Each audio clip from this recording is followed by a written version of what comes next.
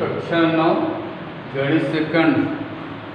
तुम लोगों को हम कोण के बारे में बता रहे थे, कोण के प्रकार तुम लोगों को बता दिए। अब कोणों में कुछ संबंध हैं, उनके बारे में अब अध्ययन कराते हैं। जैसे पहला संबंध, शीर्षाभिमुख कोण बराबर होते हैं।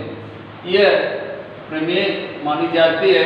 प्रमेय एक, सिद्ध कीजिए शीर्षाभिमुख कोण बराबर होते हैं। यह जो कहा जाता है शीर्षाभिमुख कोण बराबर होते हैं, इसका सत्यापन कैसे करेंगे आज तुम लोगों को इसी को बता रहे हैं।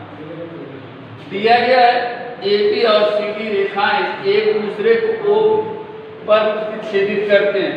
जैसे देखिए AB और CD दो रेखाएं हैं, यह दोनों एक दूसरे को O पर काट रही हैं। तो सिद्ध करना है शीर्षाभिमुख कोण। सिद्ध करना क्या है? शीर्षाभिमुख कोण AOD बराबर कोण COD या कोण AOC बराबर कोण DOB। ये दोनों शीर्षाभिमुख कोण है, इनको सत्यापित करना कि ये दोनों बराबर होते हैं। अब ये प्रमाण में हम क्या लिखते हैं देखें। हम जानते हैं कि एक रेखा पर बना हुआ कोण 180 अंश होता है, ऋज कोण।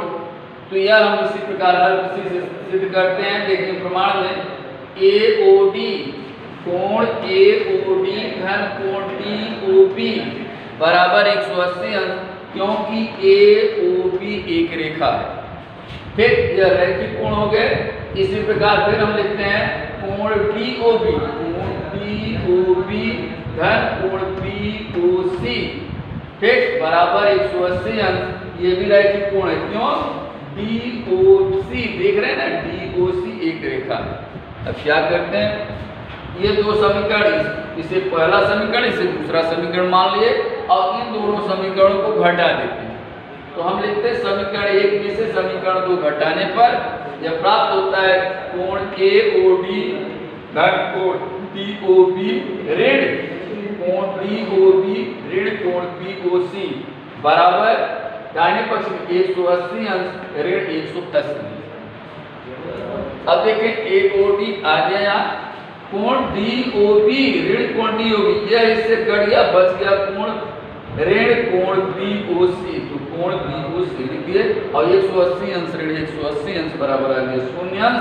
इसलिए क्या हो गया कोण, अब इससे पर ऋण है, यहाँ पक्षांतर कर दिए, यहाँ से ऋण इधर जाकर धन हो गया।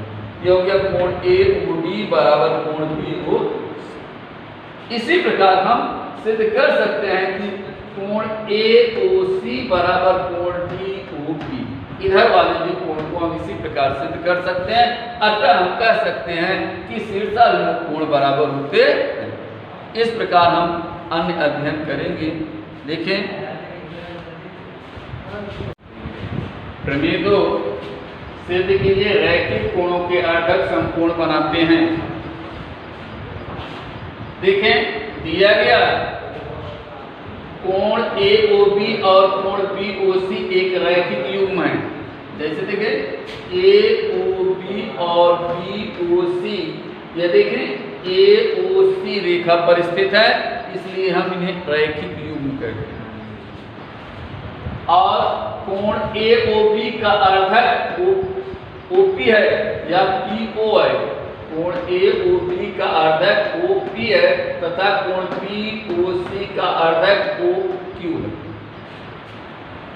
सिद्ध करना है कोण POQ, माने यह कोण POQ, यह वाला कोण, ये देखिए ये अर्धक से बना हुआ कोण है ना, यह 90 अंश होता है। यही सिद्ध करना है।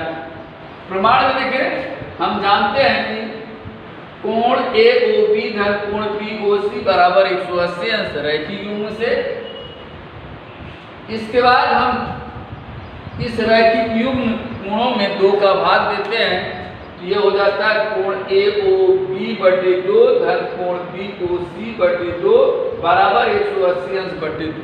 दोनों पक्षों में 2 का भाग हो गया। जब 2 का भाग देते हैं तो यह आधा हो गया।